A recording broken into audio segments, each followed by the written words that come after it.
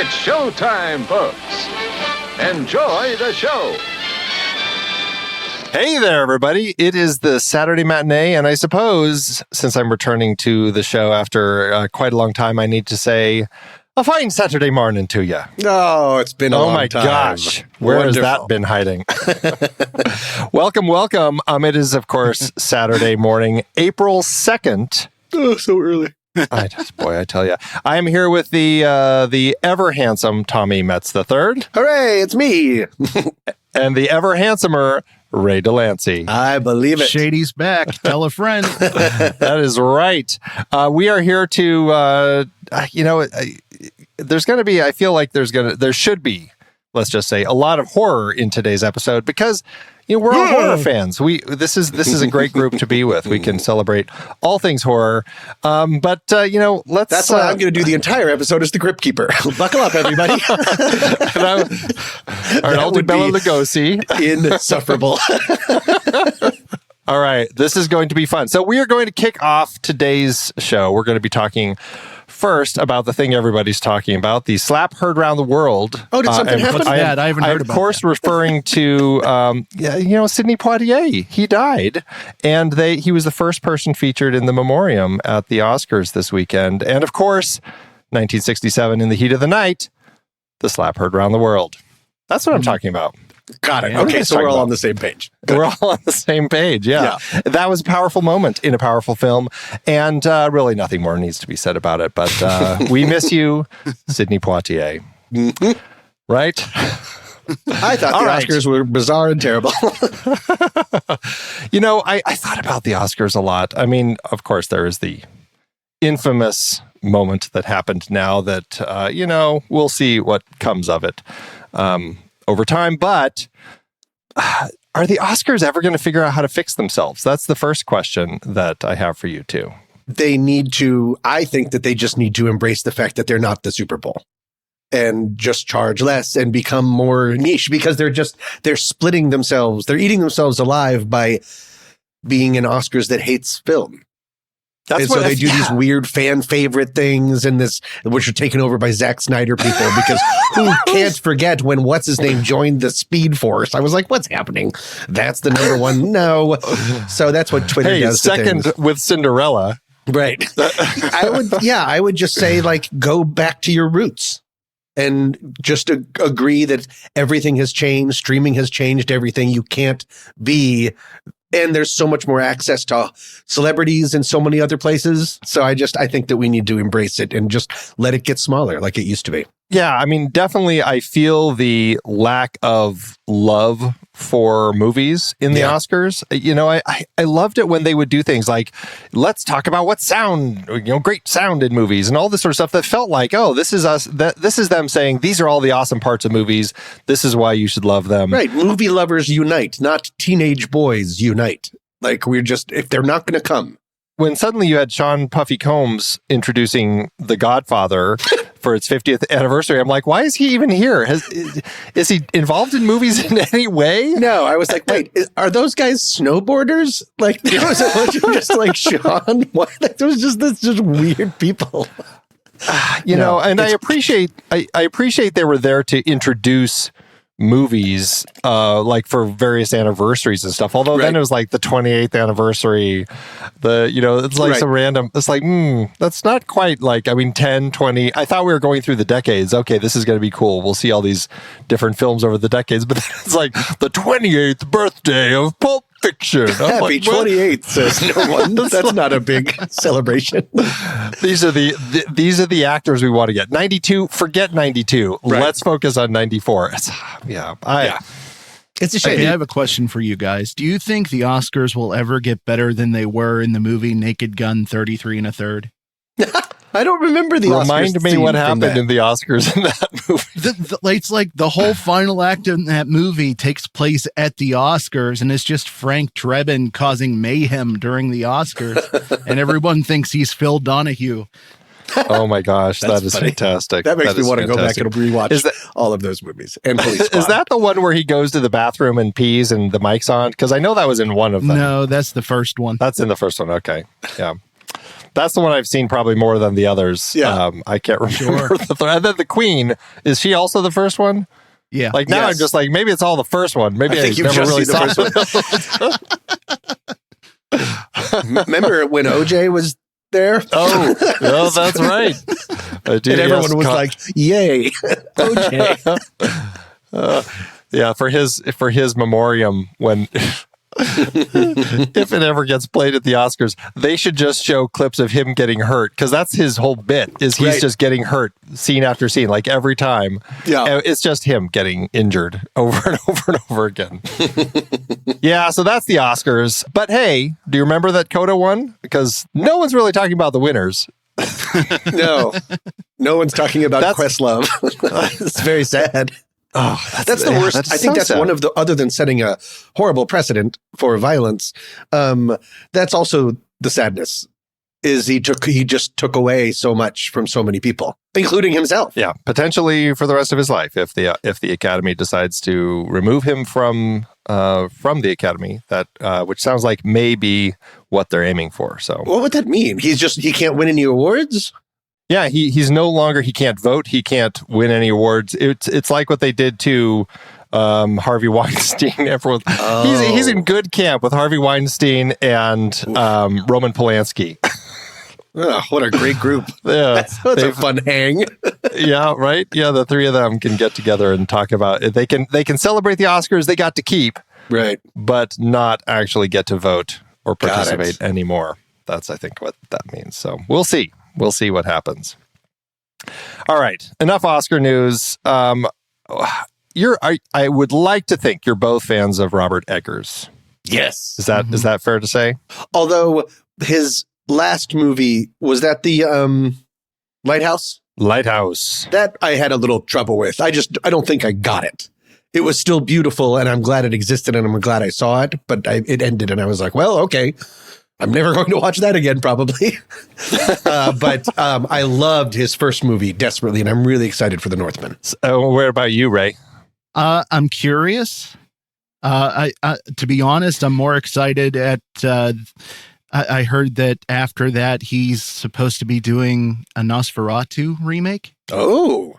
He's a really interesting director, and the frustrating thing I think for him is that with the Northman, he is in a situation where he's working with a bigger studio at this particular point. It's a more expensive film. It's a $90 million Viking movie that he's been working on for the last couple years, and they are making his post-production process very difficult. He said, he basically said, I'm never going to do this again. It's, I think it's pushing him away from wanting to work with bigger budgets and bigger films, because they are giving him a lot of notes and he's not happy with the direction that they're pushing his film. Oh, what studio is it again? Good question. He is at New Regency Productions. I thought they had a good reputation with artists. Apparently not when it's $90 million. Sure. he sounds incredibly frustrated with the situation over there. That and he's coming out saying that before his movie has been released. That's pretty rare, right? Usually we just say creative differences and then they disappear. Right, exactly. Wow. Yeah, no, I guess they want the movie to move faster. The beginning, I guess they feel, is rather slow. It's this big Viking story that apparently, I didn't even know this. It's a pre-telling of Hamlet, because Shakespeare's play is actually based on a Viking tale. Huh. And so there's an element of Hamlet that we're going to read from this. But yeah, I don't know. I Father, I'll avenge you. Mother, I'll save you. Sure, that makes sense. Because that's what's said over and over again in the trailer. Okay. Yeah. I didn't connect that. So I'm curious if, once the film is out, are we going to be watching something that he's happy with? Or are we going to hope that at some point he may be able to release what he prefers as his director's cut? Oh, sure. Yeah. So and I don't know. If that director's cut does well enough, will that make the studio, if they should happen to work again in the future, will the studio give him more freedom? I mean, it's tricky. The Northman doesn't seem like something getting made for mass audiences. So I hope that enough people go to see it to find some interest in it, because it looks crazy, creepy, cool. I mean, I'm very in. But meanwhile, over at HBO Max, Ray, you posted a story about the prequel for It getting worked on. What? I am kind of excited about this. Usually I would be very trepidatious, but the thing that excites me the most about this, and I think you two can appreciate this because I think you both read the book, right? Mm-hmm. Yes. One thing I liked about the book was all of the little side stories of things that happened in Derry from like years ago, like the fire at the club and what happened to the gay kid, which happened in It Chapter 2, but just little things like that. I think they could make a really cool series based off of those little stories that had nothing to do with the main characters, the kids who become adults and we see them finally fight off Pennywise. The only thing that I'm seeing for sure is that it's said to include the origin of Pennywise. So who knows what's going to be included in this? What do you guys think? I'm super excited. Are the Machetes doing it? Do you know? Yes. They're executive producing. Right. I like everything about it, even when the movies were letting me down at times. And so, no, I'm very excited. I remember there was an early scene of one of the scripts, either It Chapter 1 or It Chapter 2, that was going to open in a really old village way back in the day in Derry. And these like people are living in cabins and they're giving their baby over to Pennywise. And that got cut for being too disturbing. So the Machetes have been interested in going back in time from a long time ago. So that's exciting. I'm excited. I'm very curious about it. I guess my big question, not that Stephen King is always involved in many of these spin-offs and things that have come from his stories, but I'm curious if he's actually going to have any involvement, because I didn't see his name pop up at all. Like, his name wasn't even mentioned in the article, which was a little weird to me. I'm like, does he know this is happening? Is this article the first time he's aware? Like, I'm just curious. Is he finding out by listening to this podcast right now? Stephen, we are big fans. That's right. Hey. Yeah. Oh, very I've liked everything. And then you made Tommy knockers. Shots fired. Why am I taking shots at Tommy knockers? Is Tommy knockers the one with the dolls? Oh, I don't know. I think someone gets killed with corn. Hey, Ruth, and all the dolls come to life. And oh God, that was awful. That was just torture. Maybe not. I don't know. It was one of those that was like when there was that big period in the like mid to late 90s when they were just like, let's take every Stephen King novel we can and turn it into a miniseries. Right.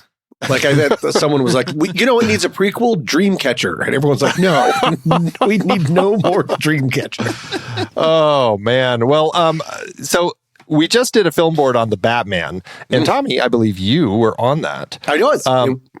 Yeah.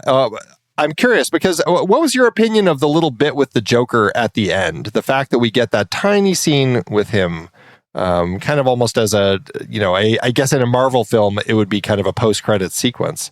What was your thought on that? I liked it. I thought it was neat. I didn't want it to be a sign for the future because I think that we can put the Joker out to pasture now. But I liked two crazy hurt people finding each other at the end. It was kind of interesting. So I was into it. And then when I found out who was playing the Joker, I thought that was also interesting. The guy from, I don't know, Dunkirk and Eternals. Yeah. I don't know what that is. Barry Keoghan. He was also in Killing of a Sacred Deer. I mean, he's such an interesting actor. He is.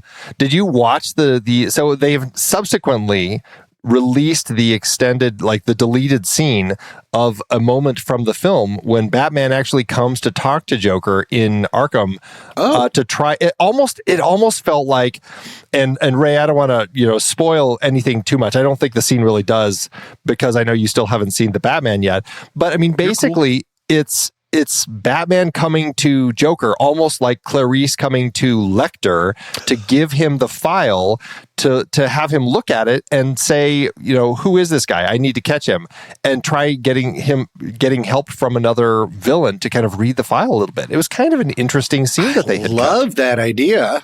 Because that's how so much of the movie, how we talked about on the podcast, of it's such a spiritual cousin to Seven.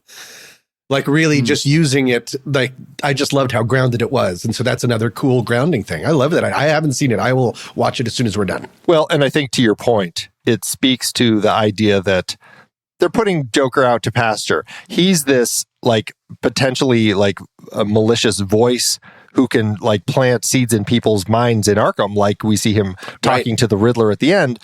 But also Batman might come and get some feedback from him. And that's really all we need. And I was like, that could be really interesting if that's the direction they go with this. So, and to that point, I think it's interesting how in the clip, you never really see his face very well. It's always obscured by the window. Right. We see like, and it's always kind of like we're focused on the glass and he's a little blurry behind it or things like that. Or we're just seeing his eyes, or we might catch a glimpse of his mouth. Like we never really get a clean shot of him. And, I mean, honestly, some of that's for the best, because sometimes you're looking at him like, the makeup's not quite as good as it probably should be for a film with half of which is being shown in IMAX. Right. But still, it's an interesting scene. I wonder, like, is this something that more filmmakers are going to do? Like, hey, you know what? We'll release this deleted scene on YouTube and just let people have it. It's not even released as a special, like a bonus thing, which I thought was really interesting. It also made me wonder if it was almost like a response to people wondering about the Joker. Oh, but I don't know. I couldn't find anything. It was an interesting thing that suddenly was popped up online. I'm like, oh, they put that on YouTube. Huh. Maybe it was even a way for them to get a response to how people would react to this version of him. To decide, well, hopefully, I'm in your camp, Tommy. Hopefully they're not going to include the Joker in any other films. We really don't need that.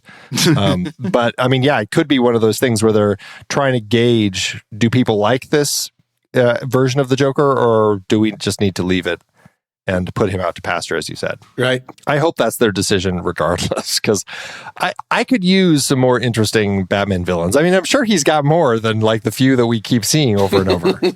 We need Clayface. That's the thing, is like, I don't even know. I mean, because we've seen Joker so many times. We've seen Penguin pop up a few times.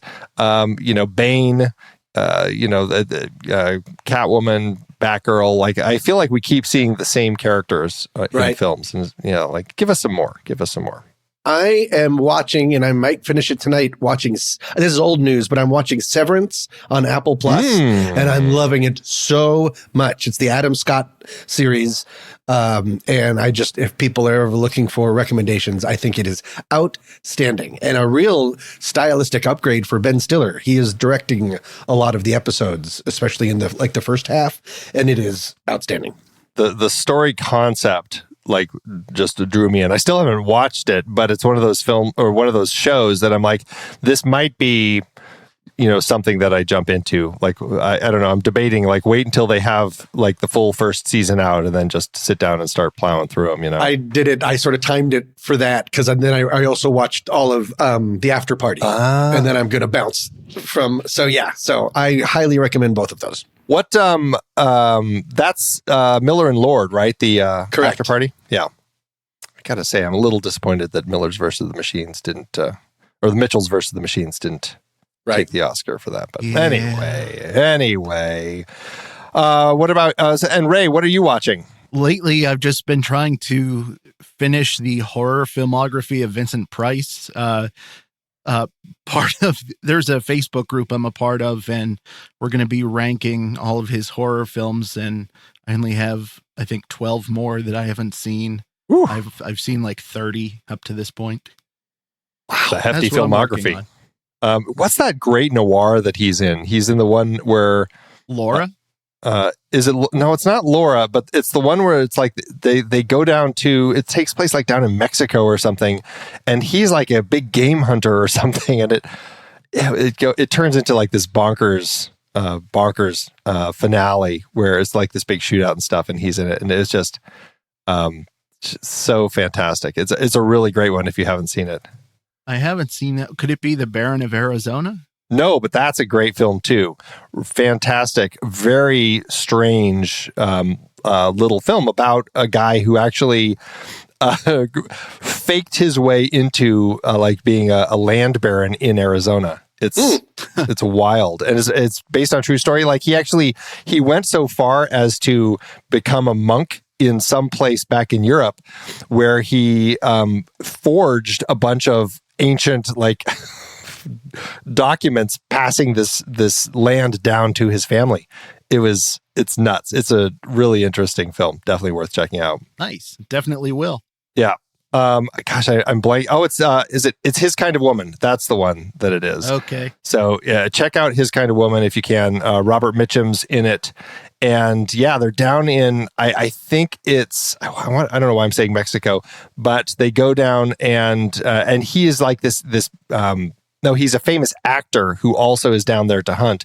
And I don't know, it turns into this crazy, crazy story where they're all like, coming together in the big shootout and stuff. It's good stuff. So definitely check that one out. Sweet. If we're gonna keep moving forward with this thing, I guess we should finally talk about trailers. Trailers. Cue the theme song, right?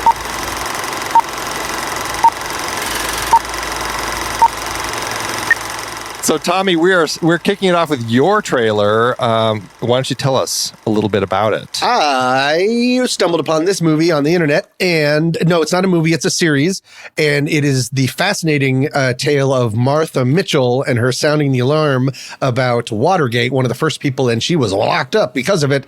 This is Gaslit. Mitchell.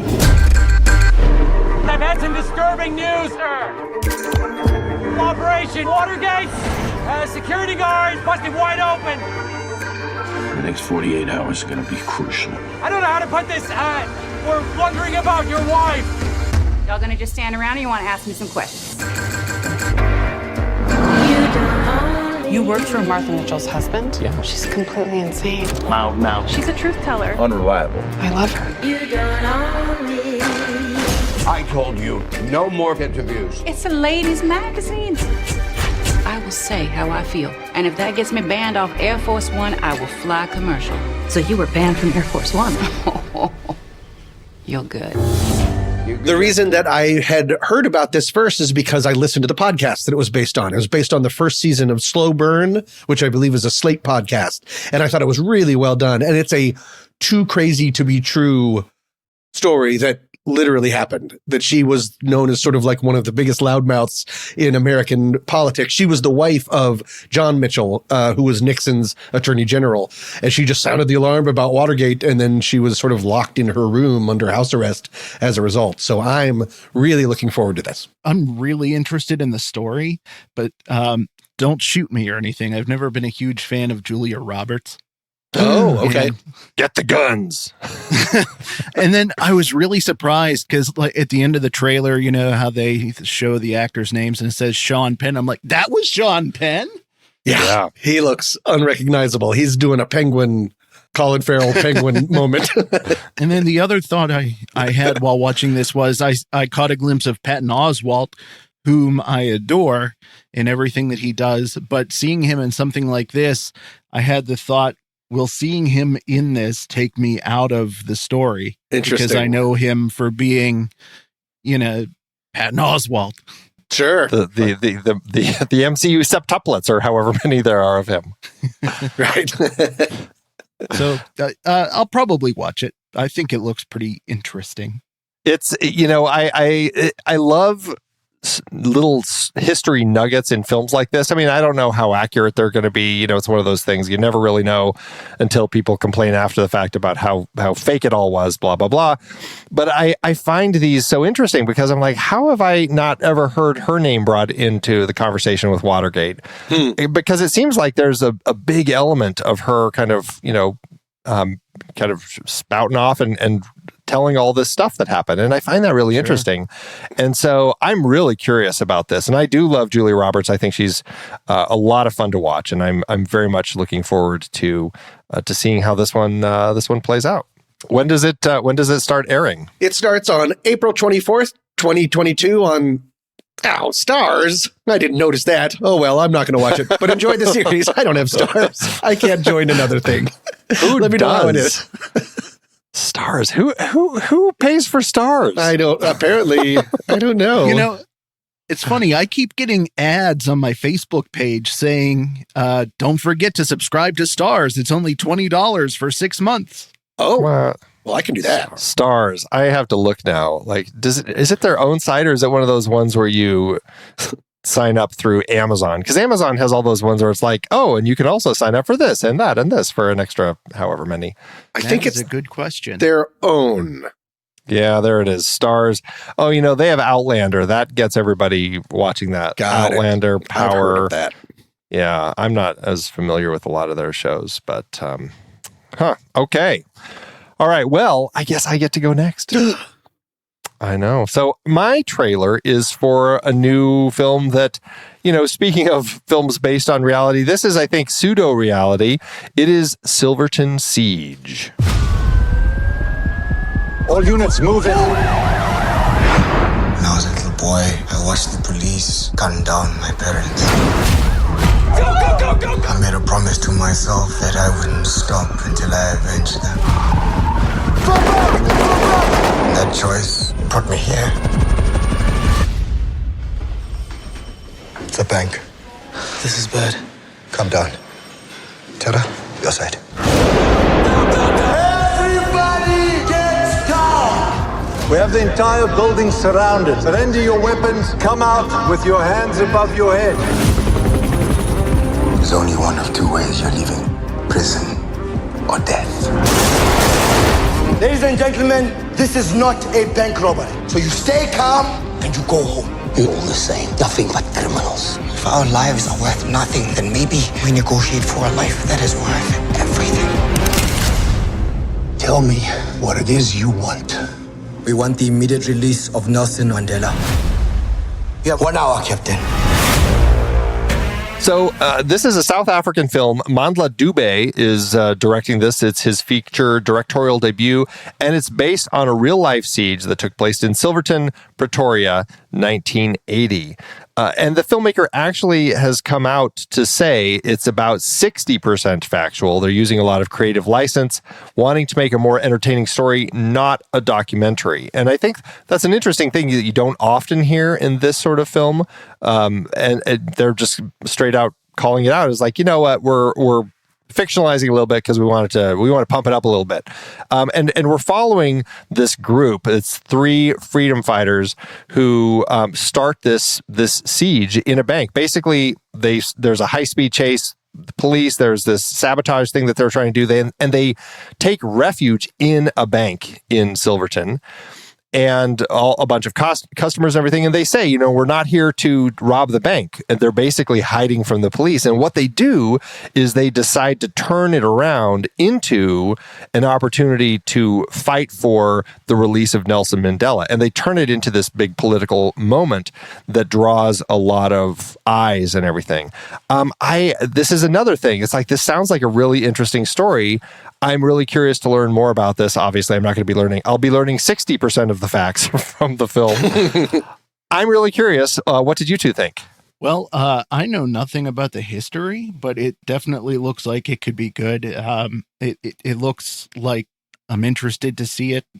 I completely agree. I really dig the look of it. It has that sort of old film kind of look, which more actors or more directors seem to be using. Like I just saw X in the theaters, and that had that same kind of gritty look to it. So I think it looks great. And I didn't know about it. I didn't know that Silverton was a place. So I'm coming in hot, and I'm very excited for it. Please tell me it's not on Stars. This one will be on Netflix. Good. So you will be able to see this one. And you know what? It's interesting. Hold on. Now I have to look at something. So, okay. Yeah. No, I was just checking something. So yeah, the director is very excited about it. I guess he's normally a cinematographer. I think that he shot Tsotsi, a film that came out a few years ago. But this film is set to release. Netflix is actually releasing it to coincide with South Africa's Freedom Day on April 27th. Excellent. Nice. Just shortly after yours. All right, Ray, what's your trailer? Okay, so I don't know if either of you guys remember this, but a few years back on Netflix, there was a documentary series called The Staircase.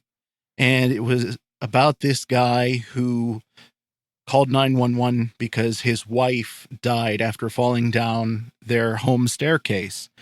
And after the police begin investigating, he becomes their prime suspect. And so the whole documentary series is basically it's kind of like Making a Murderer, but it's like, is he guilty or is he not guilty? We just don't know. And HBO Max is making a movie about it. Or miniseries, right? It is a miniseries, 10 episodes. This house is filled with so many memories.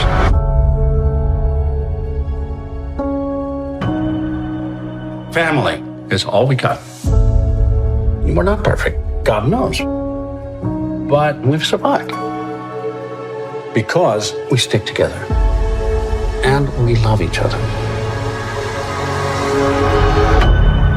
John 911, where's your emergency? Kathleen's dead. Dad found her at the bottom of the stairs. I think she fell. They're calling this whole thing a crime scene. Is this normal? What's going on? What are the police looking for? We believe Michael Peterson murdered Kathleen in cold blood. It's fiction. It's fabrication. I got a call from a couple documentarians. It's totally normal. Nothing's normal anymore. I'm worried about some things that will come to light. Sooner or later, everyone's gonna know who you are. Did Mom know? It's always two things with Michael. Michael? That's his name? Yeah, unless he's pulling a long con. It's interesting to me that they're making this because after the documentary series, I think to myself, is this really necessary? But I'm interested enough nonetheless to give it a watch. A lot of it has to do with Toni Collette. Toni Collette is in it. She plays the wife who dies after falling down the staircase. And then Colin Firth, who I've never seen a bad performance from, plays Michael Peterson, the guy who is accused of killing his wife. And I thought it was crazy as I'm watching the trailer how much he really sounds like Michael Peterson. Like it was insane to me just how well the voices match. Can I tell you how excited I am about this? I saw this original documentary way back when it was on the Sundance Channel. I actually own it. Ooh, really? It's a two, and then they followed it up with a special years later. I'm fascinated by this case. The original documentary, I don't know if this is the one that they released on Netflix. I'm not sure, but if it is, I highly recommend it. It is the amount of access that the cameras, that the documentarians have behind the scenes with the lawyers in the courts and everything is astounding. And there's like legit twists and turns that happen in real time. It's incredible. So I'm really excited. This was not on my radar at all, Ray, and I'm so indebted to you for putting it there. It does sound like the Staircase Netflix series. I mean, it sounds like that was the one where they start following them shortly after. So that's the one that was on Sundance originally. It's great. It's so good. Interesting. It was really doing true crime stuff way before true crime became cool. Yeah, no kidding. Jeez. I'm really fascinated by this. You know, these true crime stories are fascinating. I missed the documentary series entirely, the book, everything. I've missed all of that. I'm incredibly curious about this whole thing and how they're going to play it out over the course of these 10 episodes, especially since Toni Collette plays the wife. Is she dead after the first? Is she only in the first episode, or is it going to be like jumping back and forth through time so that we're seeing her all through the whole thing? Yeah. I'm curious. When is this going to start playing on HBO Max? You'll be able to see it May 5th, although I can't tell you if they're going to release all the episodes at once or if they'll do like a weekly thing. HBO doesn't really do that, right? Unless they Actually, I don't know. I'm looking online right now. It looks like the first 3 episodes are going to drop together, and then it'll be weekly after that. Got it. Okay. So that's how they're doing it. So it's a little bit of excited. Yeah, I'm very curious. Should be a fun one. All right. Well, gents, those are the trailers. I guess it's game time. Okay, so for the games, knowing that you both are big fans of horror, I decided to go down, a rabbit hole. Maybe if you've seen The Twilight Zone, the movie, that size rabbit hole, a pretty big rabbit hole, digging way too deep into 2 franchises, 2 horror franchises that you both know and love. I should say one that Ray knows and loves, the other that Tommy somewhat knows, but definitely loves. Yep. We're going to see how this goes. We're going to see how this goes. All right. So the way that we play this game is we're going to kind of walk through the production process. And the first set of questions that I'm going to be asking you both, we're going to start with some budget questions and then move into like locations and costumes and hair and makeup and sound, things like that. We're kind of walking through the production into post-production. Everything's worth 1 point. The goal that you have is to keep earning points and not miss questions, because you want to get to that sweet above the line points when we get to the script casting and direction questions. Okay. Those are the ones where you get 2 points per question or sometimes per answer, depending. Now, if you miss too many questions, you are going to be dropped out of your project, and you're going to have to start answering some questions from your other, from your competitor's franchise. Oh, no. So Tommy, or either of you, if you miss 2 questions, you're going to have to answer some questions from the other franchise. Now, they're not very hard questions, because I know it may not be your thing, but the points you earn go to your competitor. Wait, what? So I answer Halloween questions and he gets the points? Yes. What's but the you incentive have to get them right? I'll tell, because you get 2 of them right. Oh. And that's the only way that you get back to the Nightmare on Elm Street questions. The basement. Exactly. Got it. That's right. I love this. That's very... Can you imagine me scoring this game? Oh my God. I hope that I'm able to figure this out as I go along. Okay. So we're just going to jump in, and we're going to go bouncing back and forth between the 2 of you as we do these questions. All right? It. Okay. All right. So first question, we're going to kick off with Tommy. Are these multiple choice or no? Sometimes, but mostly no. Mostly no. Which Nightmare on Elm Street film cost the most to make? And I should just be clear, we're looking at 9 Nightmare on Elm Street films, which includes the original 7. It includes Freddy versus Jason, and it includes the remake of Nightmare on Elm Street from 2010. Shoot. The remake. So, okay, so I was going to say New Nightmare because I thought that was the last in the series, but I know that the remake made a lot of money even though everybody hated it. But one of them was in 3D. Boy, oh boy. I'm just talking about my thought process because I don't know the answer. I'm going to go ahead and say the last one, the remake, just because things get more expensive as you go on. And you would be right. Hooray! Absolutely. The 2010 reboot cost $35 million to make, the most any of the films has cost up to this point. Okay. Now, for a bonus point, when the budgets are adjusted for today's dollars, is that still the highest budget of the franchise or not? Yes. You are correct. I feel so alive. Okay, you should. 2 points so far for you. Ray, let's jump down to a couple of questions for you. Out of the 12 films so far, of course, number 13 is coming later this year, how many have had budgets at the time of production that were over $10 million? Oof. Oh, wow. Little bit of a budget jump on this question for you. I'm going to guess 3. You'd be wrong. It is 6. 6 of them. That's Half more of than I them. thought it would be too, Ray. Yeah. Yeah. Ever since Halloween H2O, they've all had budgets of 10 million or more, which I guess makes sense. Once you think of the types of stories they were telling. Yeah. So, all right, Ray, you are down 1. Of course I am. That might not bode well. We'll see. Now, here's your next question. Was the budget for the first Halloween under or over $500,000? Under. You are correct. Yeah. It's a very, very low budget film that has made it a lot of money now. Yes, it has. Indeed. All right, Tommy, we're going to jump back to some Nightmare on Elm Street questions. Okay. Which one cost the least to make? I'm going to say the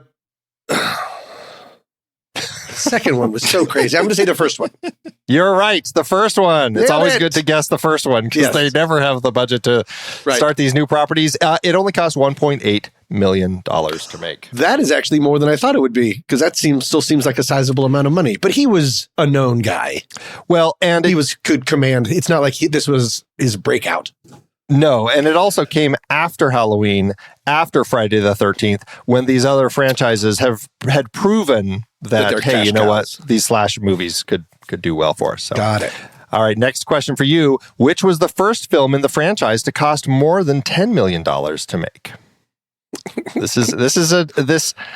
It's tricky, but not if you think about like where like some of the early success was for the franchise. Early success. So over 10 million, you said? Over 10 million, yeah. Over in this corner is 3. I'm going to say over 10 million. I don't know. But I'm going to say, so number 1 was 1. I'm going to say Freddy versus Jason. That is incorrect. I believe it. Freddy versus Jason actually was the second highest. Actually, it was this number. The first one to cost more than 10 million is actually the third most expensive, and it's number 4 because number 3 was such a big success. Got it. Oh, I know that it's so well regarded. I didn't know that number 3 was like a huge financial jump. Well, as far as like what it earned at the time, it did well for itself. It's one of the best ones. Yeah, 4. That's absolutely. Dream Master. Okay, got it. Okay. All right, Ray, back to you. Which Halloween film cost the most to make? I am thinking. I'm torn between 2. I like your thinking noise. I'm thinking.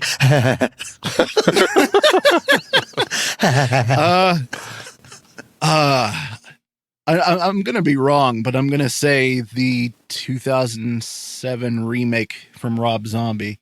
You are incorrect. Good guess, though.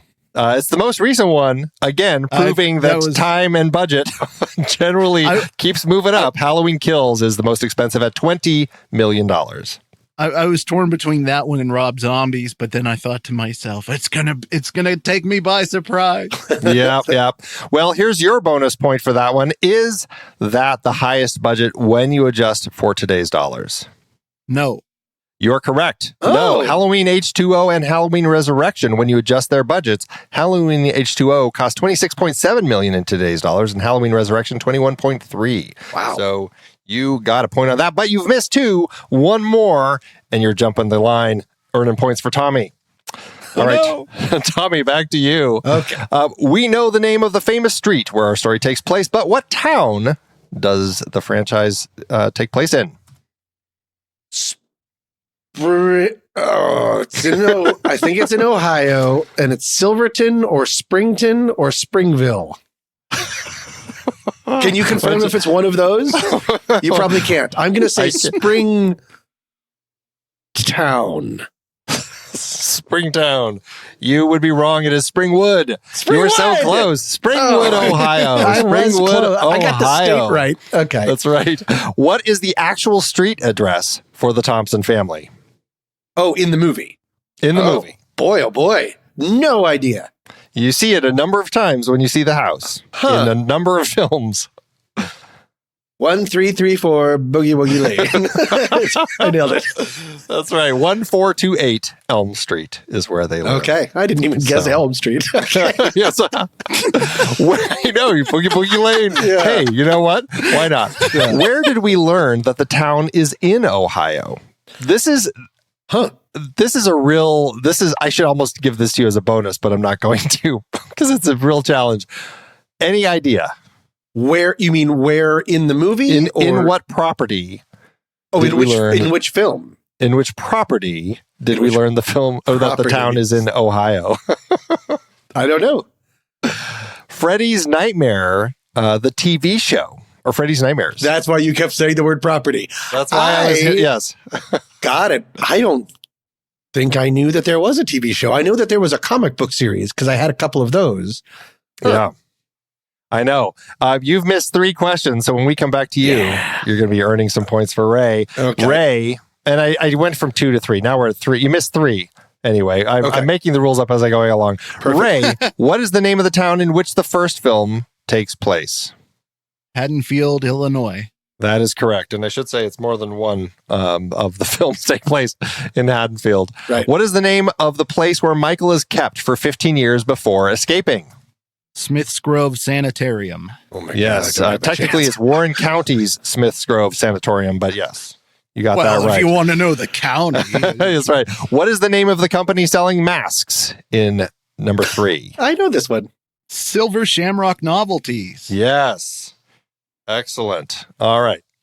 Tommy, you're going to be earning a couple points for Ray here. I straight up would have said it takes place in Coconut Grove. I don't have a chance. Okay, let's do it. Let's go. What is the famous captain the mask depicts in Halloween?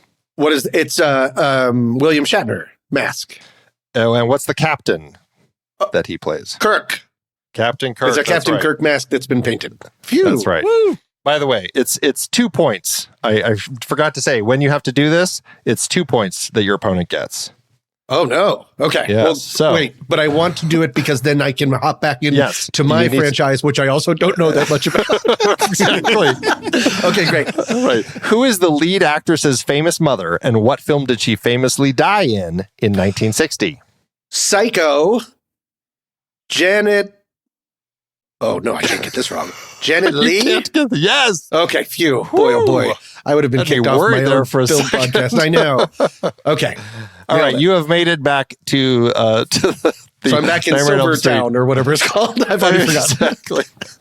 Okay, so we're going to do a couple more location questions for you. Oh, good. Freddy, this is for Tommy still. Okay. In Freddy versus Jason, the protagonists drive from Springwood, Ohio to Crystal Lake.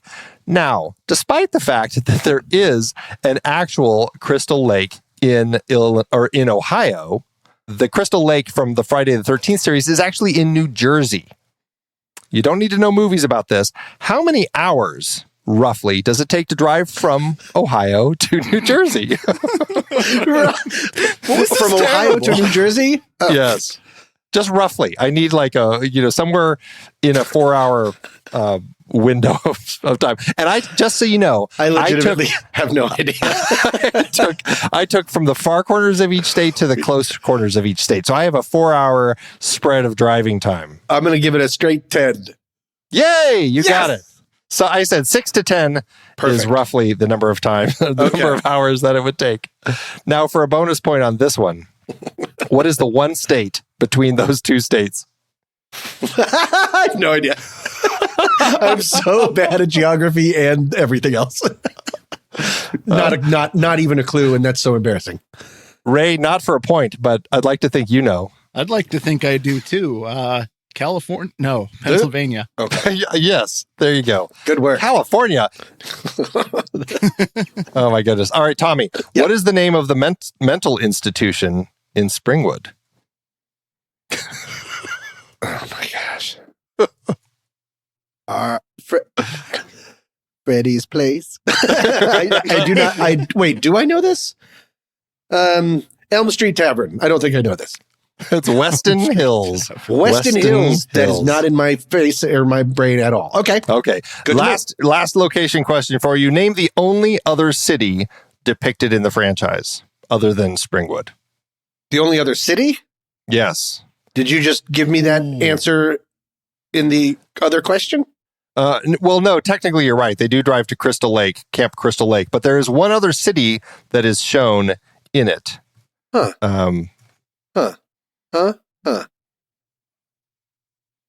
Think about... Hollywood. There you go. In New Nightmare. Yeah. Yes. Yeah. I did it. I did it. I was a little worried because I know that's one of your favorites. Yep. Okay, I've been talking about like a different franchise this entire time. Like I was talking about Spy Kids. All right. That's right.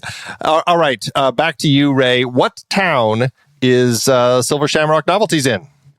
Santa Mira, California. Yes. What is the name of the boarding school at which Lori is the head mistress? Oh, this is an H2O. It's son of a gun. I don't think I've ever heard someone say son of a gun before in real life. That's awesome. Son of a sailor. I give up. I can't think of it. It is Hillcrest Academy. Son of a sailor. Son of a yeah. How many films in the franchise thus far take place in Haddonfield? Okay. 1 and 2 do. Oh, hold on. Hold on. Well, I'll let you answer this one, but you're going to have to jump over to some nightmare questions and earn points for Tommy because you've missed 3. So actually, let's put a pin in that one. We're going to go back to Tommy, and then you're going to have to answer some of those other ones. Tommy. Hello. What are the colors of Freddy's sweater? Red and... would you call that red or orange? I'm going to say red and green. You got it. Okay. Red and green. Which hand does Freddy wear his bladed glove? What? Wait. Okay, so I'm looking at him. It's his right. It is his right hand. Okay. I notoriously always in my head thought he had 2 gloves until I was like researching this. I'm like, oh, has he always only had one? Apparently so. Now here's a question that's related to the glove. How many blades does the glove have on it? 4 or 5. I'm going to say 5. All of them. You're wrong. It's 4. It is just 4. It's just the top fingies? Okay. Except in one film where it has 5. Any guess as to which one that is? Either the one against Jason or New Nightmare. New Nightmare. You got it. Okay. I'll give you that one. Thank you. We're going to jump back to you then, Ray. Earn some points for Tommy. What style hat does Freddy wear? Is it a fedora? It's a fedora. 2 points for Tommy. What actor plays Nancy's dad, a.k.a. Lieutenant Donald Don Thompson? I know this. Oh, I don't know. Saxon. Yes. Thank you, Ray. Don Saxon. All right. And now you're back in Coconut Grove. And now you're back in Coconut Grove. That's right. How sticking with you, Ray? How many films in the franchise thus far take place in Haddonfield? Let's see. 1, 2, 4, 5, 6, 8. Rob Zombie's remake and the sequel. Halloween 18 and Halloween Kills 10. 10. You are correct. Wow. What real city inspired Haddonfield? And it's palm trees. Remember that one scene where there's palm trees in the background? Yeah. You're giving him answers. Oh. Yeah, I'm gonna have to give up on that one. Haddonfield, New Jersey. Right. Okay. Mm-hmm. And last locations question for you. What trees give away that the movie wasn't filmed in Illinois? The palm tree. The palm trees. Oh, Tommy, back to you. Okay. What number is on the football jersey that Glenn is wearing when Krueger kills him? Is that Johnny Depp? You probably can't tell Johnny me. Depp. I know that scene because it isn't like a crop top. Yeah. I'm going to say 7. No, it's 10. I should know that. That's my favorite number. Okay. And what is around his neck? Any recollection of him? Doesn't he have earphones? Yes. Okay. Good job. Thank you. Ray, over to you. Yes. What was the other mask idea they tested for Michael before landing on the iconic look? An Emmett Kelly clown mask. Damn, you even got the name. I am impressed. Good job. I want to look up Emmett. Who's Emmett Kelly? He is like a famous clown, like kind of the sad sack clown. What were the actors primarily wearing in the first film, Ray? Clothes. Yeah, what was the question? What were the actors primarily wearing in the first film? How would you describe the clothes? Right. Or what's a key element of those clothes in that production? Button downs. I know what it is. Question. Okay, so it's not too hard or obscure question then. No, I don't think so. Okay. They were wearing their own clothes. Wait. Oh. The budget was so low, the actors all had to wear their own clothes. Oh, I was going to say Halloween costumes. So no, I didn't get it right. Okay. Okay. Last costume question for you, Ray. What color is the suit that Dr. Loomis wears under his trench coat? Brown. Brown. Yes, indeed. All right. Next up, Tommy. Yep. I'm ready. What happens to Nancy's hair after her encounters with Freddy? Oh, it turns a little white. Right. White, gray. Yes, Bright gray. hair. There's like a shock of it. Yeah. Exactly. How much fake blood did they use to pull off Glenn's death? 5 gallons, 50 gallons, or 500 gallons? 50. I'm going to say 50. Sure? Yes. No, 500. 500. Is it really 500 gallons? 500 they gallons. filled a room. It's a fountain coming out of the bed. Wow. I guess I don't know what a gallon is. Oh, right. That's a gallon right. of milk. Oh, yeah. 500. Okay, good. Did you see me just mime holding a gallon of milk? That's right. 500 of those. Yes. What is the nursery rhyme often heard in connection with Freddy? The whole thing? Yes. 1, 2, Freddy's coming for you. 3, 4, better lock your door. 5, 6, grab your crucifix. 7, 8, gonna stay up late. 9, 10, never sleep again. Good job. Thank you. Ray, what was the tool that Carpenter used to create the POV shots in Halloween? Steadicam? Yes, a Steadicam or a Panaglide. Either of those would work. Cool. Nick Castle did one of his own stunts in the first film. Which scene? Ooh. There were so many people that wore the costume in that movie, but he notoriously complained about how he would never do it again because of how challenging it was. It wasn't whenever he falls out the window, is it? No. It is when he jumped onto the car in the rain after escaping the sanatorium. Oh, yeah. Okay, yeah. He was cold and miserable, and it was a very long night, and he said he was just freezing because he was wearing all that stuff in the wetness. Gotta love a low budget. That's right. Tommy, we see very few animals in the Nightmare on Elm Street franchise, but there is a dog with a cheeky name for horror fans that appears as the dog that Kincaid owns in The Dream Master. Do you remember the dog's name? 100% no, but I'm going to say Hitchcock. No, it is Jason. That's funny. Jason. That's fun. All right, you're going to have to go down to some Halloween questions here and earn some points for Ray. Ray, name Michael's pet rat that he had as a kid and then later killed. Elvis. That is correct. What animal is it implied in the first film that Michael ate that is more overtly shown in later films? Yes, it is a dog. How he ate a dog? He ate a dog. He may hate dogs, but which animals have we seen Michael explicitly not kill in one of the films? A good question. Explicitly not kill. A cat? That's close enough. It's all those kittens in the barn. Oh, right, in Halloween 5. Yes, he doesn't kill the kittens. Oh, good looking out. How many dogs does Michael kill in the franchise? He's a real dog hater, Michael. Is it 3? It is 5. He killed, counting that implied one that he ate in the first one. He kills another one in the first one. He kills one in the fourth one, one in the fifth one, and one in the 10th film. Lots of dog hate that he has. All right, you both are going to have to go answer some questions from the other franchises, starting with you, Tommy. What night does the film take place? What? On what night does the first film take place? I'm going to say Halloween. Yay! You got it. I was a little worried for you. I was like, what's happening? Christmas? Okay. That was a mercy question. You know, you got the points. You got that's right. Name 2 other non-Halloween films starring Jamie Lee Curtis. True Lies.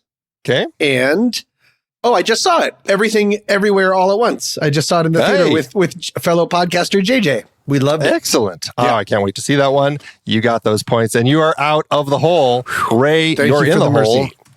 Here are your questions. Who plays Glenn? Johnny Depp. Nice. Johnny Depp, that's right. And what is the name of the family that moves into the Thompson house after they move out? I don't remember their last name. I know the kid's name is Jesse. That's close enough. Jesse Walsh. Wow. Okay. The Walsh family. Yeah, that was a little harder, but I thought you, of all people. Compared to when did Halloween take place? Okay, let's jump into some music questions. Tommy. Yep. Every film has had a different composer. Wait, where am I? Am I in my You're back in Nightmare on Elm Street land. Okay, yes. go. Every film has had a different composer. There have been 9. Can you name 3 out of the 9? No. Okay. Absolutely not. Charles Bernstein, Christopher Young, Angelo Badalamenti, Craig Safin, Jay Ferguson, Brian May, and J. Peter Robinson. Okay. I thought for sure you would know at least Charles Bernstein and Christopher Young. Why would you think that? I don't know. Because I made such a big deal for years about what a super fan I am of this series. So you always, that's right. I know. I don't know why I talk out loud. Ray, can you name 3 of the composers for the Halloween franchise? Oh, I know one. John Carpenter. Yes. Alan Howarth. Mm-hmm. Well, I don't know if this counts, but I know Cody Carpenter. It does count. Okay, helped with the last 2. Yeah, he's credited on those, so you got that point. Of the 12 films so far, how many does John Carpenter have a music by credit, not including his themes by? Not including his themes by. Because that's all of them. I know he definitely was credited on the first 3. I'm going to say 5. 5, you're correct. 1, 2, 3, and what are those other 2? The last 2. The last 2. Halloween 18 and Halloween Kills. That's correct. What time signature did Carpenter use to write his iconic theme? Oh. Hold on a minute. Let me hum it in my head. Wasn't 5-4, was it? It was 5-4. Pulling that one out of thin air. There it is. Tommy, back to you. Oh, good. Nightmare on Elm Street. The company that produced it came to be known as the house that Freddy built. What is that company? New Line. New Line Cinema is correct. Can you list the years each film was released? No, I can do the first one. Can you give me at least 3 of the 9? 1984, okay. I believe, was the first one. Correct. Go ahead and say 85. Yep. 80. Yeah. Okay. Yep. And then I think they probably took a break because number 2 was such a bizarre mess. And Freddy shows up at a pool party. So 84, 85. I'm going to say they gave it another try in 87. You nailed it for those first 3. Good. I did not see that coming from me. Yeah. Okay. 84, 85, 87, and then they kept going 88, 89, another break 91, 94, and then, of course, 03 and 2010. Got it. Now, as you just said, this film was released in 1984. Can you name 5 other movies released in 1984? I would have been 9, so... No. I don't have a mind for those. I'm surprised that I knew that 1984 was correct. So well, try a couple. Try. Let's say Back to the Future. 85. On Golden Pond. On Golden Pond was 81. Yep. And everyone's favorite, Moneyball. A few years off on that one. Favorite. Okay. You definitely struggle on that. So no. Okay. All right. That was the answer there. So you're going to be back in Halloween land here in a sec. So Ray, we're going to jump back to you first, though. Okay. Name one of the two production companies responsible for the first film. Oh, I know this. I know this. I don't think you do. I don't think I do either. No, I'm going to kick myself, man. I can't think of it. Okay. Compass International Pictures. Falcon International Productions. Those are the two. So, yes, you lose out on that. 1, 2, 3, 1, 2, 3, 1. You've got one more, and then you're into the other questions. All right. So, Tommy, for you, name two other non-Halloween films starring Donald Pleasance. Non-Halloween film starring Donald Pleasance, and he's Dr. Loomis. Dr. Loomis. Well, I know you heard me say out loud, he's the cop, so this isn't going to go great. I wish I would have just been quiet. Donald Pleasance. You know what he looks like, right? Ish. But for some reason, I'm mixing him up with the guy from Don't Look Now and Invasion of the Body Snatchers. There, I'm putting him on my screen. That's Donald Pleasance. That's the non-bearded version of him. Right. I'm embarrassingly, I could take a long time. If I said John Carpenter, does that help? Halloween? Other John, sure. Oh, Escape from New York? Escape from New York. He's the president. Really? But I was given that one, so I'm going to say Ghost of Mars, because I know it's not correct. Prince of Darkness is the other one that he did. I knew that one. I love Prince of Darkness. Oh, that sucks. I should have actually thought about John Carpenter, because I legitimately like that movie, and it made me nervous to touch mirrors. I know, it's a freaky movie. All right, you're going to be stuck in here for a little longer. I'm going to go back to Ray. Yep. Since you screwed that one up. Boy, oh boy. What kind of a game show host are you? I'm the worst. I'm the worst kind. Okay, Ray, you are jumping into some above the line questions. Each of these is worth 2 points. If each different thread of this franchise is treated as a separate multiverse, how many multiverse branches are there? And what are they?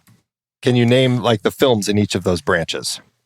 Okay, so the first one would be Halloween's 1, 2, 4, 5, and 6. There's one. Halloween 3 is its own thing. There's 2. Then there's Halloween 1, 2, H2O, and Resurrection. Okay.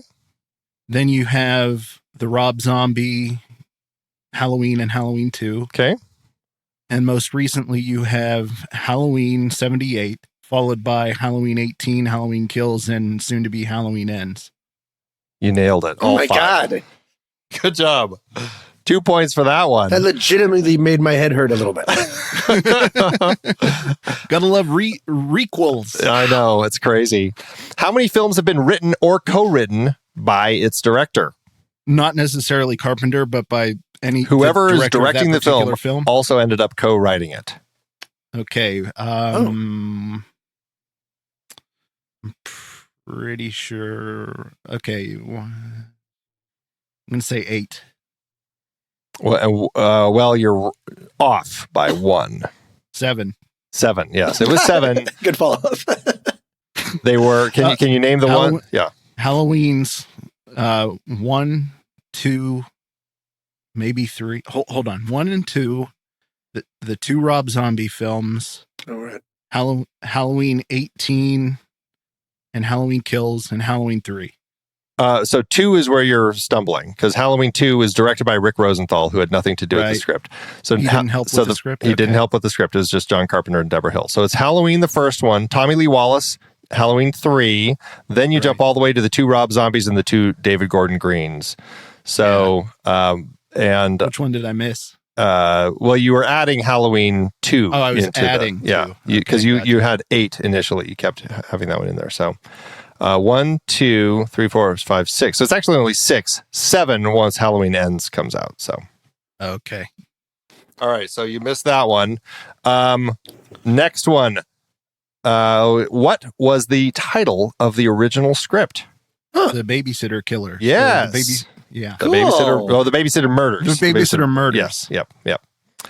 Deborah Hill and Carpenter split writing duties for the first script. What parts did each primarily focus on? So Deborah Carpenter wrote all of the stuff with the girls and the babysitters, and John Carpenter wrote like all the Loomis stuff. That primarily is all correct. Like the stuff about evil and all the long speeches, right? Tommy, back to you. Name 2 other non-Halloween films. Oh, we already did that one. What Halloween costume is Michael wearing as a boy when he kills his own sister? Oh, I'm in Halloween Town. Halloween Town. He is. Isn't he dressed as a clown?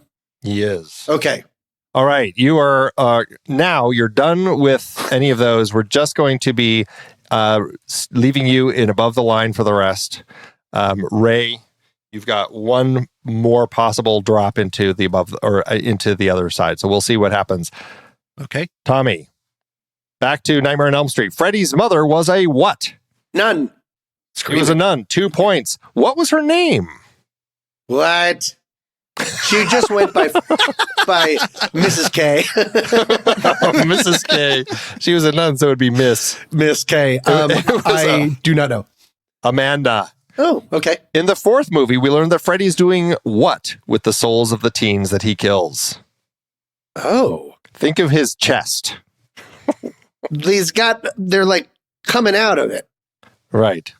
So he's eating and trapping. Right. They say absorbing. Absorbing. So consuming. Okay. Got it. Right. Exactly. Right. Wes Craven worked on scripts for how many films in the franchise? I'm going to say 3. You are correct. All right. Can you name 3 of the other 13 writers? 3 of the other 13 writers. Okay. There's some fairly famous names in there. That's why I asked. I'm going to say Dan O'Bannon. Did he pop up anywhere? He did not. All right. James Cameron. You're just Didn't he write for something weird? Piranha 2. Piranha, that's what I'm thinking of. And then like I've gotten anything right. No, I can't. Okay. Frank Darabont. I knew that one. Shoot. Brian Helgeland is another of the big ones. Yep. And then, there's a whole bunch. David Chaskin, Bruce Wagner, Chuck Russell, Ken and Jim Wheat, Leslie Boehm, Michael DeLuca is another of the big ones. And then most recently, Damian Shannon, Mark Swift, Wesley Strick, and Eric Heiserer. But the ones I was assuming that you would know. Frank Darabont, I 100% should have gotten. Brian Helgeland and Michael DeLuca. Mike DeLuca just gave himself for writing. It's his company. Yeah, I know. He came onto that one. All right, Ray, we're jumping back to you for a little bit. You got let's see, 1, 2. Oh, yeah, you do have to do a little bit of Nightmare on Elm Street stuff. Good. Name 3 of at least 9 actors who played themselves in Wes Craven's New Nightmare. In New Nightmare. Mm-hmm. Robert Englund. Yes. Wes Craven. Yes. And you remember Nancy's name? I'm trying to remember her name. Of course I can't remember it because I'm under pressure, John Saxon is one. John Saxon. No. That's right. Her dad pops up. Heather Langenkamp? Heather Langenkamp, yes. Famously, not a great actress. Okay, go ahead. We're back to you, Tommy. And no, this game never does end.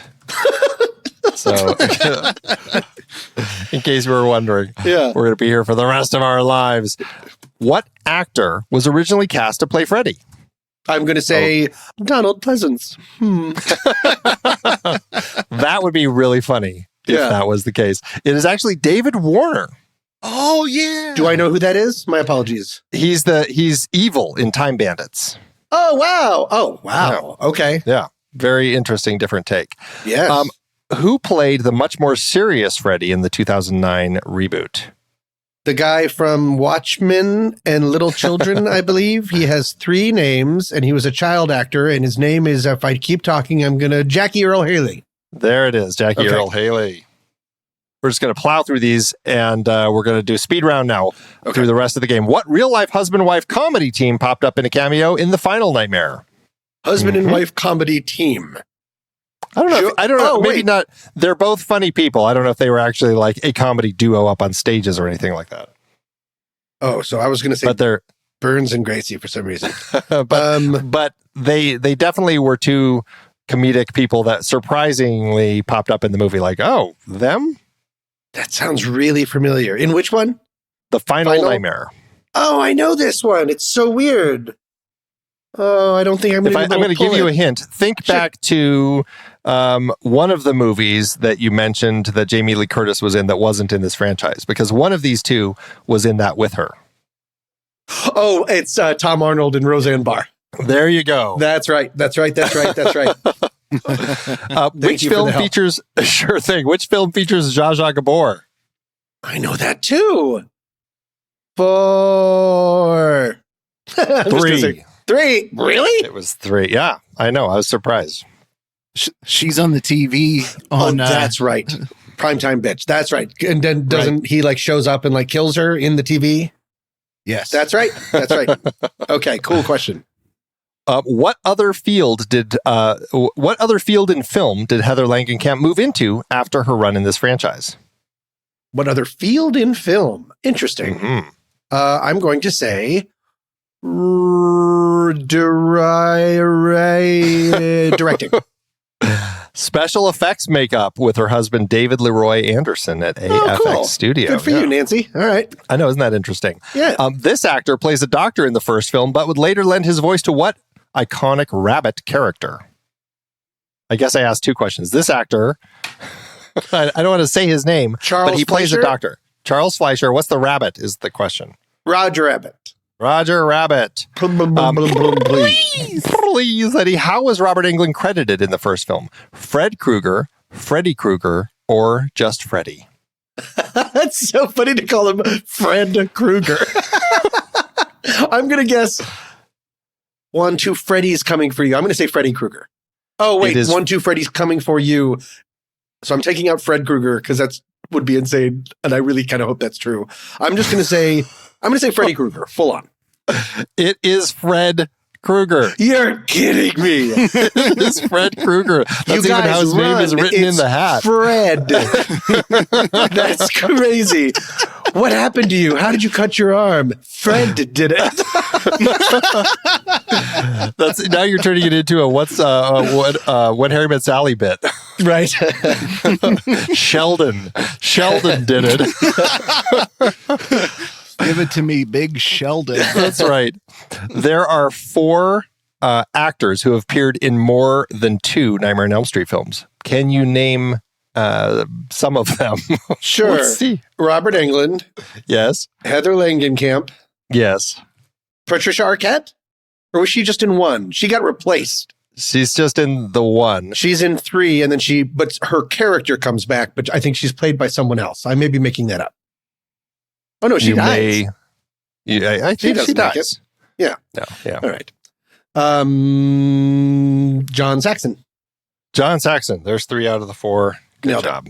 Okay. All right. We're jumping back over to you, Ray. Who were the 2 other actors that Carpenter had approached to play Dr. Loomis before settling on Donald Pleasance? Christopher Lee and Peter Cushing. Yes. Huh?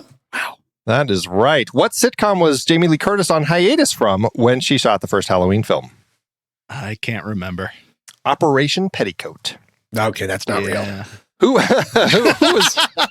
was Carpenter's first choice to play Laurie? I don't know that. Is Laurie Jamie Lee Curtis? Jamie Lee Curtis, right. It is Annie Lockhart, daughter of June Lockhart from Lassie. I don't know that I've ever heard that. Apparently he was into daughters of famous actresses. Yeah. Go figure. Everyone needs a type. Now, here's an interesting one, or maybe not. Who has appeared in more Halloween films, Pleasance or Curtis? Okay, so Pleasance was in 1, 2, 4, 5, and 6, so that's 5. And Curtis was in 1, 2. Okay, technically, she's not credited, but her voice appears in Halloween 3. Ooh. She does the announcements of the curfew in the town of Santa Mira, so I'm counting that. So 1, 2, 3, H2O, Resurrection. Oh, it's definitely Jamie Lee Curtis. That's right. She was in 6 or 7, whether or not you count Halloween 3. Right, exactly. No matter what, she was in more. Let's see, we already did that. What name did Laurie go by later in life to hide herself from her brother? Carrie Tate. Carrie Tate is correct. Fred. In Fred. In what 4 films does Marion appear, and who plays her? Marion shows up in 1, 2, H2O, and Halloween Kills. And what is the actress's name? Nancy Stevens? Nancy Stevens. Good job. Wow. Which other actress appears in the franchise 4 times, but as 2 different characters? What characters in which films? Huh? Repeat that one. Which other actress appears in the franchise 4 times, but as 2 different characters? 2 different characters? What are the characters and what are the films? Oh, I got it. Danielle Harris. Mm-hmm. And she plays Jamie Lloyd in Halloween 4 and 5, and then she plays Annie Brackett in the 2 Rob Zombie films. Good job. Oh, I didn't. Yeah, because it's a different stumper. Multiverse. Yeah. Is there a kid in one of the Halloweens that is like a big cult hero? That's who that is, Danielle Harris. Oh. Yeah. Okay. Go ahead. Very big horror cult actress now. Which is probably why Rob Zombie wanted to use her in the franchise. Mm-hmm. Which actors have played Michael Myers in more than 1 film? George P. Wilbur is one. He did it in 4 and 6. Nick Castle was in 1, and he did some parts of Halloween 18 and Halloween Kills. James. No. Tyler Mane. DK. Tyler Mane did the 2 Rob Zombie films. Mm-hmm. And I'm going to pretend like I didn't hear you say that guy's name because I wouldn't have thought of that anyway. James Jude Courtney. He plays him in the 2 most recent ones. Yeah. Do you know the character Billy Hill from Halloween 5, the kid, Ray? Yeah, the stuttering kid. Yeah, I'm kind of friends with him. We perform in Mandy's show Miscast a huge number of times. Yeah, he's a really amazing singer. Nice. Okay, the end. That's you should get a bonus point for that. Perfect. Mandy should get that bonus point. Yeah. That's right. Of the 9, Tommy, this is back to you. Of the 9, we're almost done. Of the 9 films, there have been 8 directors. Who is the only one who has directed 2 of them? Wes Craven.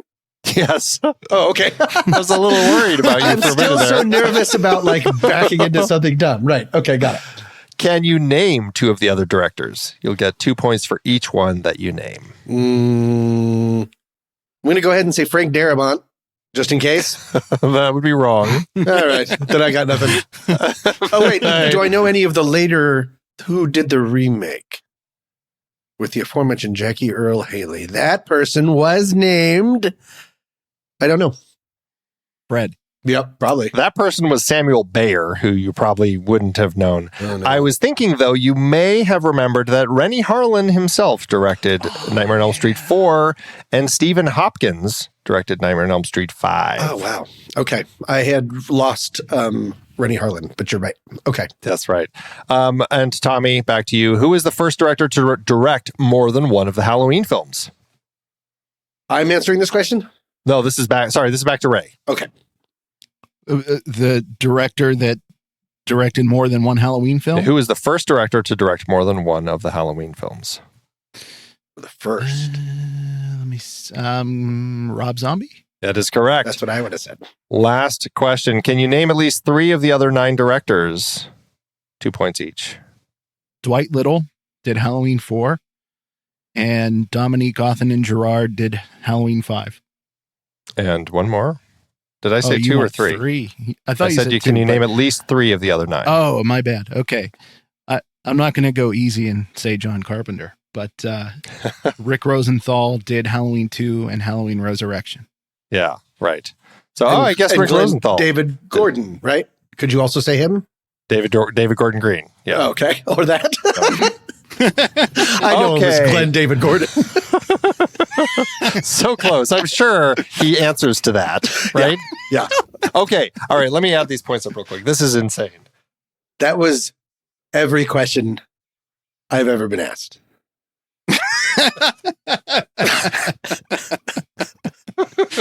Tommy, You ended up with 43 points. Ray with 46. It was still really close. Wow, so, that is Tommy, closer than I would have thought. You should be proud of yourself for sticking in there as much as you did, because I know you were a little nervous about coming in onto this one. Well, you also gave me some nice help, so I appreciate it. Ray, it was a pleasure. It was fun. Yeah. It was crazy. It was long. Yes. Let's run through these lists like nobody's business. So, yes, it is time for our lists. And for the lists, we are doing They Didn't Understand the Assignment. So, we're doing movies about people who didn't understand their homework, right? And teachers. I think that's what that means. So that's my list, right? What? Did you do something else? That's not what I did. Uh-oh. What?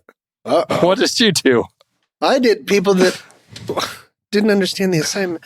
I did it people wearing incorrect clothing to like parties and stuff. Okay. And Ray? I thought it meant like secret agents and government officials and police and stuff that are given assignments and they misunderstand the assignment they're given. Okay. All right. No, well, maybe we didn't understand the assignment, but here we are. Mine are all homework and school themed about students who just need help and more guidance. So for my first film, let's kick things off with Dead Poets Society. These are some kids who, well, there's two sides to this. These kids need some help, need some guidance to not turn into the corporate overlords that their parents are wanting them to. But it's also a teacher who doesn't understand what his job is. The school just wants him to turn these kids into corporate overlords. They don't want him to teach them poetry and all this fancy stuff. So there's my first film. That's the one part that I really love that movie. But yeah, objectively, he is a terrible teacher. They are learning nothing. It's a very light class, apparently. Maybe it's just a level 1. Maybe that's why. Okay. All right.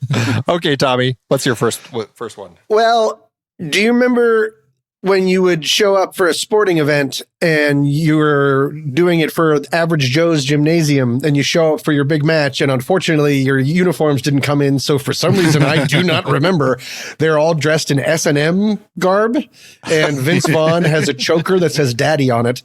It's from Dodgeball, a true underdog story. I legit do not remember the context of it, but I remember them coming out and the referee goes, okay.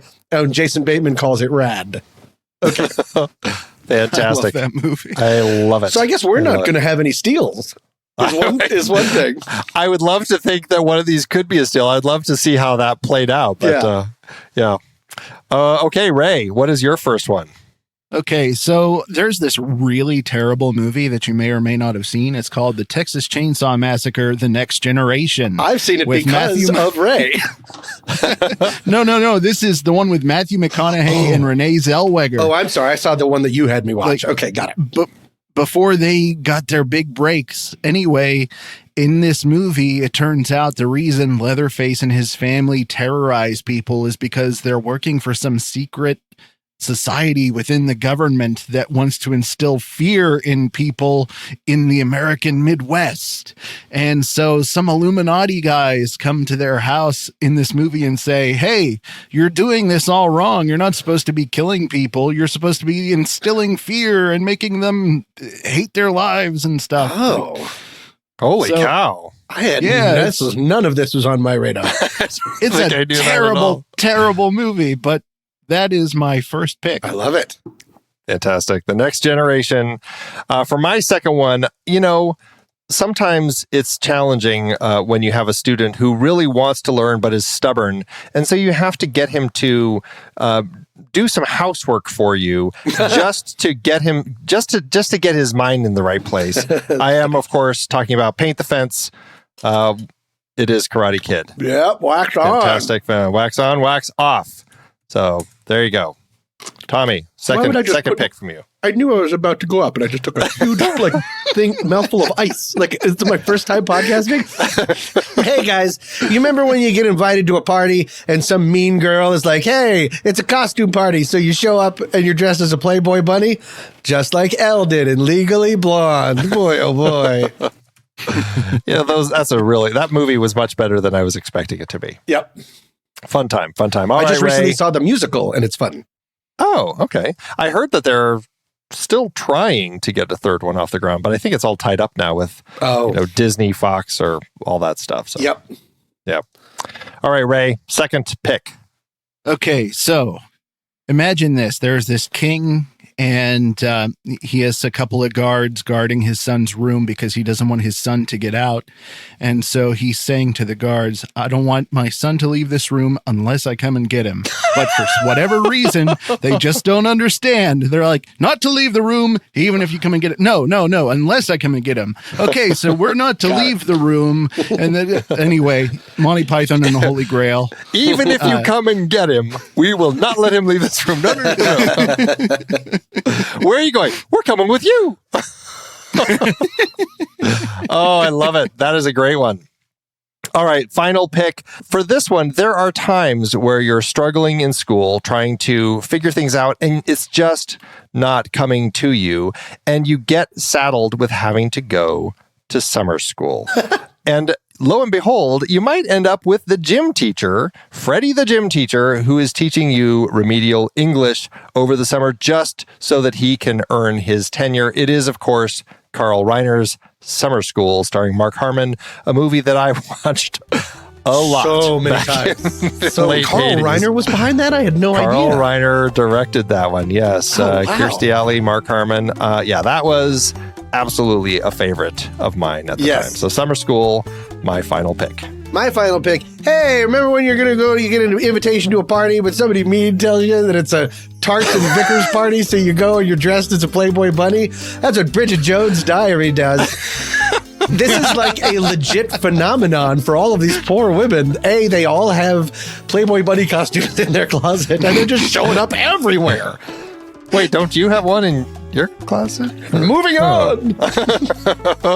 All right, Ray, last pick. Okay, all I know is being in the CIA has to be a tough job because you get some assignments that come across your desk where you just cannot make heads or tails of what's going on.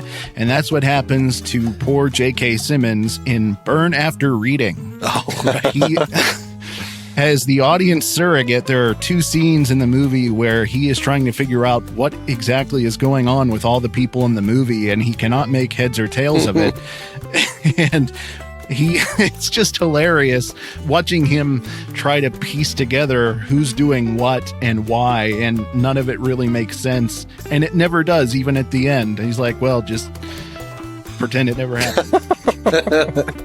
It never does. It never makes sense. Good lists. That was fun. And yes, no steals. No steals. Congratulations, us.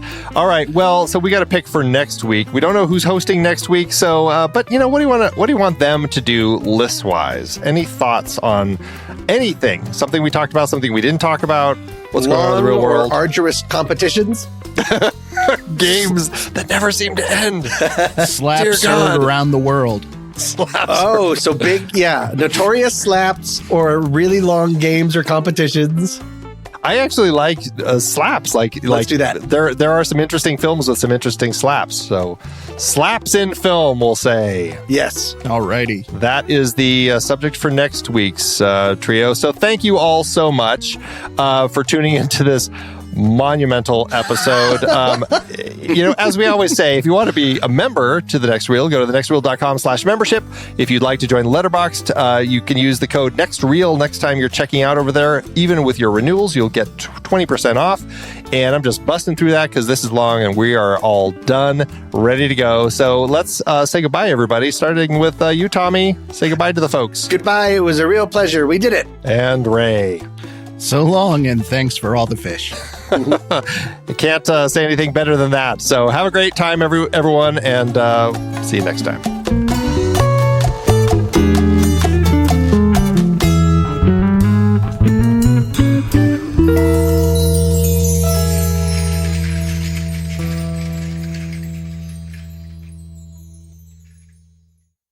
Have a great time, everyone. I don't know why that struck me as funny. So, everybody, until next time, have a great time.